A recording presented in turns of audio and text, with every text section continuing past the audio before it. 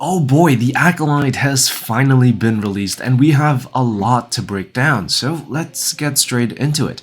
We begin the episode with an intro text, and it basically gives us a rundown on the overall context and gives us a hint as to what is to come. We begin on the planet Ueda, and we can see May walk up to a random alien asking where the Jedi is. And this guy kinda reminds me of the imperial spy Garindan in A New Hope. May enters a cantina, which we've seen a few times in the trailers, and she immediately challenges Master Indara. She tries to bait Indara into fighting, but it's only after she beats up some other guys that the Jedi finally steps in. And I have to say that the choreography is pretty spot on. The camera tends to take a wide angle, which really helps in showing us what's happening, which is quite akin to Hong Kong and Chinese cinema, which likes to take these wide angles to show off the choreography and action. The choreography also easily depicts how much more powerful Indara is compared to May, as well as the differences in their personality. The way May fights reveals a much angry, desperate character, while Indara takes a much more composed manner. Pretty early on, the fight gives us a hint as to how all this ends, as May throws an innocent bystander off the platform and forces Indara to save her immediately, which also distracts her, losing sight of where May went. So a nice bit of foreshadowing here. We get a few nice moments of mixing the force with hand-to-hand combat, and there is a small moment where the fight pauses and Indara realizes who she is fighting. And just on May's forehead, we can see some sort of marking, possibly a branding, which really hints to a deeper backstory that we have yet to learn. This comes to an end as May uses another innocent bystander to distract Indara before killing her with a hidden blade. Although interestingly enough, May doesn't take the Jedi's lightsaber. The way May kills Indara is kind of a classic way to kill Jedi, and it's something Vader also uses in the comics to get his first lightsaber. May also kills the bartender before seeing his child and ultimately decides against it. And she decides not to because she is reminded of her own situation as a child, witnessing her entire family die. Osha wakes up from a nightmare likely caused by May's actions, and we are introduced to a Pip tool droid. May leaves her room, and in the background we see what looks to be the precursor of a gonk droid, and we are then introduced to Philip, who tells her that she missed out on some fun on Nar Shaddaa. Located in the Outer Rim, Nar Shaddaa is the moon orbiting the hot homeworld of Nal Hutta, and it's known for being a hub of criminal activity. It's quite an iconic place in the KOTOR games, so it's pretty cool it's being mentioned here. We then see some Nemoidians walk by, and the Nemoidians are a species typically related to the Trade Federation, a nice little reminder of what will happen 100 years later in the Phantom Menace. We are then told that there is a shield repair emergency, which requires Osha and Philip to step outside to fix it, and this is a really nice callback to the shielding situation when Padme and the rest tried to break out from the Trade Federation blockade, which saw R2 units, including R2-D2, make the repairs outside the spaceship. Back inside the Trade Federation ship, we hear the Nemoidians talk about the disposability of the mechanics, which is really typical Trade Federation behavior. Osha gets a brief PTSD moment as she makes the repairs, again hinting at her and May's backstory. We then see a Jedi Vector fly past, and Vectors are the model of starfighters used by the Jedi during the High Republic, the precursor to the ETA-2 Actis class light interceptor that we see later in the prequels. The Nemoidians are unhappy to see Jedi. Glad to see 100 years isn't going to change anything. Are you brain dead? I'm not going in there with two Jedi. We are then introduced to Yord Fandar and his Padawan Tassi Loa, who appears to be a Zygerian, although typically Zygerians don't have horns, so not sure what's going on here. We also learned that Osha's last name is Anasaia, which links her to Mother Anasaia, the head of the cult of witches we see repeatedly throughout the different trailers. We also learned that using humans for outer ship repairs has been outlawed by the Republic, so nice to see that the Trade Federation still doesn't mind breaking the rules for an extra bit of profit 100 years before the Phantom Menace. Yord meets Osha, and he remarks that Corpsec is a bit far off from Coruscant, and Corpsec, or the Corpid Sector, is a region located in the Outer Rim which was governed by the Independent Corpid Sector Authority. Think of it as a region governed by corporations, and it's interestingly close to Zygeria, homeworld of Tassi Loa. Yord gets a little jumpy around Osha, and the two Jedi interrogate her, where we learn she was once a Jedi, and a bit about her tragic backstory, having lost her entire family, including her sister. Yord effectively accuses her of being Indara's murderer, and we also learned that Osha actively took the decision to leave the Order. Osha asks Yord if he thinks she really did it, and Yord simply responds with, "It doesn't matter what he thinks." And in a way, this young Jedi Knight is really still learning about who he is beyond the Order. He is a bit of a stickler for the rules, which kind of reminded me how Obi-Wan was in The Phantom Menace, not really willing to stick his neck out for what he thinks might be right and always deferring to the Council. That is, until the death of Qui-Gon. If you would just follow the code, you would be on the Council. They will not go along with you this time. You still have much to learn, my young apprentice. Osha is put on a prison transport and we cut to Coruscant. What's really interesting visually about the scene is that the color use gives it a filter of an old scene, and the lack of skyscrapers in general compared to later scenes of Coruscant helps to depict this time difference as well. We are introduced to Master Sol, and Sol teaches these younglings about the Force, and as Venestra walks in, we hear one of the kids say fire, which can be interpreted as a bit of a foreshadowing for the events to come. But in response, Sol says that the Force can be like an ocean or a fire, which is actually a reference to how certain Jedi see the Force differently. Specifically to the High Republic, Jedi Master Elzarman actually senses the Force as an ocean, and Jedi Knight Keeve Trennis sees it as fire. But the idea of Jedi seeing the Force differently is an old idea that goes all the way back into the EU, with Anakin Solo seeing it like an ocean and Corran Horn seeing it like fire.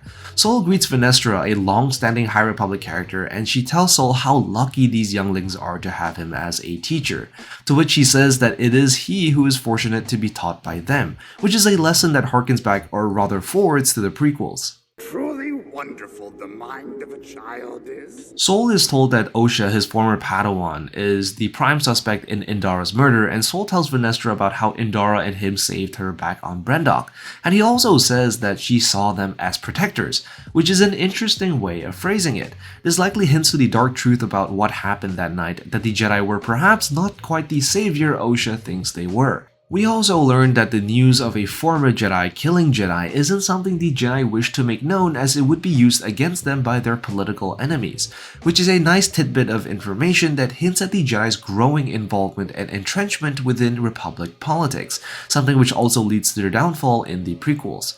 Back on the prison ship, things go bad as prisoners break out, and there is a moment where one of the prisoners grabs onto a droid and breaks off its head, which reminded me of Season 1 of The Mandalorian and how Mando escaped from prison on that prison ship.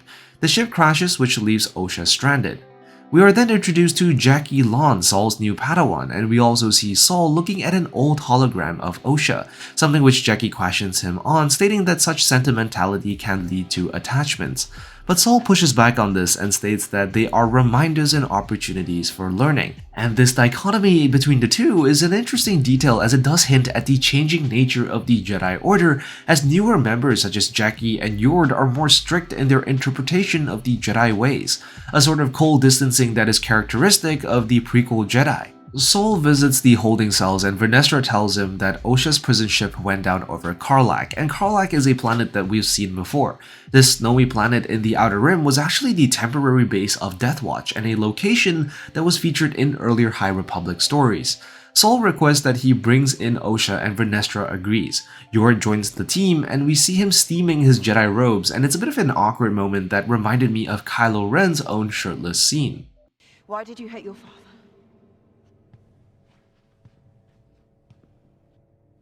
Do you have something, a cowl or something you can put on? Put your clothes on. Osha gets a bit of a Force vision, seeing her long-lost twin sister and the tragic night of her family's death, and this entire dream sequence is somewhat reminiscent of Rey's Force vision seen in The Force Awakens. Jackie tells Sol about Osha, and he explains that it was May that started a fire that night, which is clearly something May would have disagreed with. Sol and the team inspect the wreckage, and Sol uses the Force to find Osha. We get a brief scene of May meeting her master, and there is a bit of a creepy monologue which seems to be more like the Sith setting May up with a test, which is to kill Jedi without a weapon. And I have been thinking about what this could possibly mean, but I haven't quite figured that out yet. Anyways, on to the next episode. Episode 2 begins on Olega, where we see May once again uses coin to get around.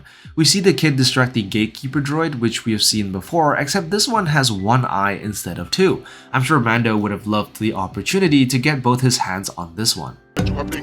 Osha makes her way around and she comes face to face with the second Jedi, Jedi Master Torben. And when we look closely, we can see that Jedi Master Torben has scars on his face, likely caused by his confrontation with Kalnaka as featured in the trailers. Torben doesn't budge, and May can't get to him as he is essentially in such a deep meditation which creates a force shield around him.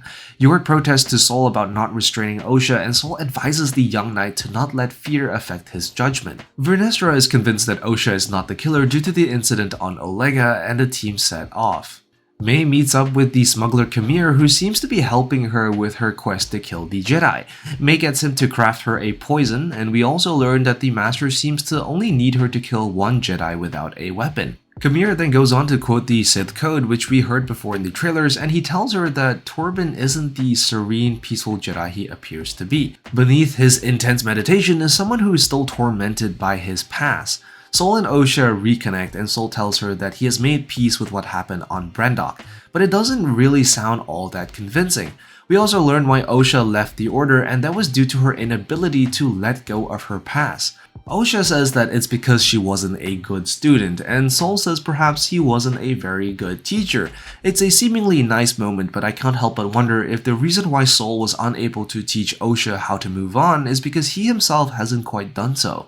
May confronts Master Torben, and we learn that he has taken the Barash Vow, which is the commitment that some Jedi take to refrain from all Jedi Order activities as a form of penitence. Named after Jedi Master Barash Sylvain, who started the practice, the vow requires one to disengage with everything around them except the Force. It's something that does not happen very often, but is a recurring thing throughout the different time periods with different Jedi, all for different reasons.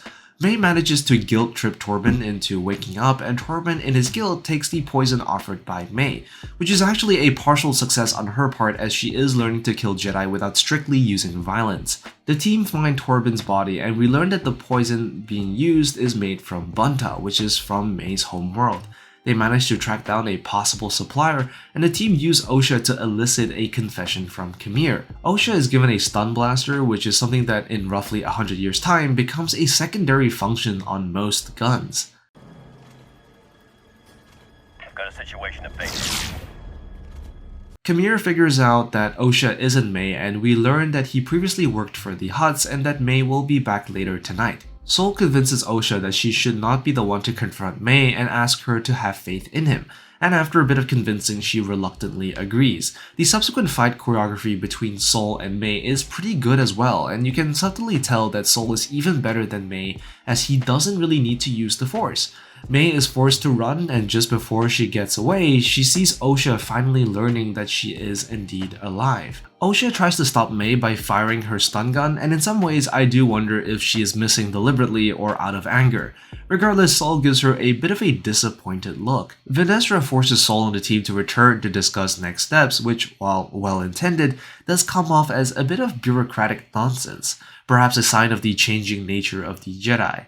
Kamir and May meet up, and he tells her that he knows where Kalnaka is on the planet Kofar. We cut and we see two men speaking Huttese, and they stumble across a crashed ship with what seems to be a keep out sign, just sort of letting us know that Kalnaka is kind of forced himself into exile or something along those lines. And that pretty much leads us to the end of the breakdown. I have to say that there are some things that I like about the show and some things that I don't. What I think the show struggles with is having to introduce so many new characters all at once that it seems kind of hard to care about these individual characters. On top of that, some of the editing and pacing does feel a little janky, but it is the early stages of the show, and so much like Rogue One, it could just be starting pains that will get better as newer episodes come in. But I will say what the show does get right is the choreography and Lee Jung-jae's Master Soul, which has easily become my favorite part of the show. There is some sort of gravitas and wisdom that radiates off Soul, which I really like. I also think world building has been great. The brief references to the Trade Federation 100 years before what we know is a really nice touch that helps us chart how things have changed or will change over time. Anyways, let me know what you think in the comments down below. Be sure to like and subscribe, and I will see you in the next one. I am the Lost Acolyte, and I have spoken.